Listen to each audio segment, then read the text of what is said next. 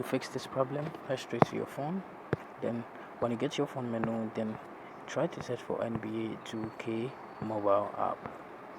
So when you can't find it, just try to scroll and you're going to see this. So when you find it, tap on it for some while. This is going to pop up, which is the app info. Tap on the app info. Then now what you have to do is to tap on storage and cache. Tap on the clear cache. Go back. Tap on the mobile data and Wi-Fi and make sure the background data is still good on. So after doing this, what you have to do is to tap on notifications and make sure the show notification is still good on, and check everything. When it's right, then tap on force stop, then you tap on OK. After that, tap on permissions and make sure the storage permission is allowed. So after allowing this, what you have to do is to go back to your Google Play Store or your App Store. After that, try to update your app.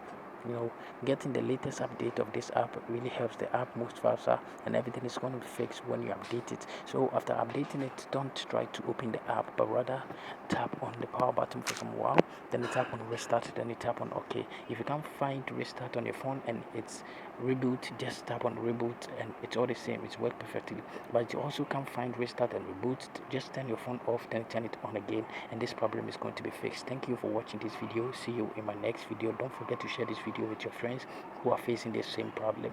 Like this video and share this video, and also if you have any questions, just let me know in my comment section. See you in the next one.